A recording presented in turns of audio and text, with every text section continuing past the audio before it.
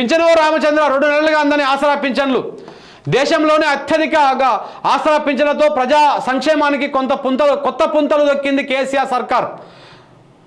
లబ్ధిదారులకు నెల పింఛన్ టంచన్గా అందించేది. ఇప్పుడున్న ప్రభుత్వం మారింది. పింఛను మొత్తాన్ని పెంచుతామని హామీ ఇచ్చిన అధికారంలోకి వచ్చినటువంటి కాంగ్రెస్ పార్టీ కొత్త పింఛను ఇవ్వకపోగా ఉన్నదాన్ని కూడా సమయానికి పంపిణీ చేస్తలేరంట. 2 నెలలు అయినా కానీ ఇప్పటిదాకా పింఛన్ రాలే. పింఛను రామచంద్ర అంటున్నారు. మెజారిటీ జిల్లాల్లో ఇంకా మొదలు కాని పింఛన్ల పంపిణీ.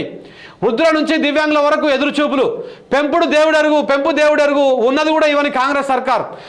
కేసీఆర్ హయాంలో నయమంటున్న లబ్ధిదారులు. కొత్త పింఛన్ గ్యారంటీ ఏమైందంటూ నిలదీత. ఇంకా కొత్తది లేదు పాతది లేదు, పోరి అంతా అయిపోయింది, మీ కథనే అయిపోయింది. ముసలోళ్ళు ఒక ముసలామ మాట్లాడుతుంది.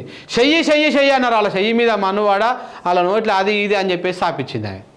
ఆ వీడియో చూపిస్తే దొరకలేదు, అది మొన్న చూపించినాను, నేను ట్వీట్ అనే చేస్తా చూసి. పింఛన్ అందాక ఒక పూట ఉపవాసం ఉంటారంట. రేవంత్ రెడ్డి చూస్తున్నావా? పాపం ముసలోళ్ళ పూట కొడితేవా నువ్వు. టీఎస్పీఎస్సీ ద్వారా 2 లక్షల కొలువులు ఇస్తావంట. ఎవరు? గవర్నర్ మేడం చెప్తా ఉంది. కాంగ్రెస్కు 40% కమిషన్. కర్ణాటకలో మునుపటి బీజేపీ సర్కారును మించి అవినీతి అంట. గతంలో ప్రజాప్రతినిధులే కమిషన్ అడిగేవారు, ఇప్పుడు అధికారులు కూడా లంచాలను ఒత్తిడి చేస్తారు. మరి లంచగొండి ప్రభుత్వం పైన ఉంటే అధికారులు కూడా లంచాలు తీసుకోకపోతే ఏం చేస్తారు? అంతే మరి. కర్ణాటక కాంగ్రెస్ పైన కాంట్రాక్టర్ల సంఘం తీవ్ర ఆరోపణలు. ఈ కాంట్రాక్టర్ల సంఘమే ఆడ బీజేపీ దిగిపోవడానికి ప్రధానమైనటువంటి కారణమైంది. మళ్ళీ ఇప్పుడు అదే కాంట్రాక్టర్ల సంఘం కాంగ్రెస్కు ఎసరు పెడతా ఉంది, కాంగ్రెస్కు నిప్పు పెడతా ఉంది. కాంగ్రెస్లో కుంపటి స్టార్ట్ అవుతుంది.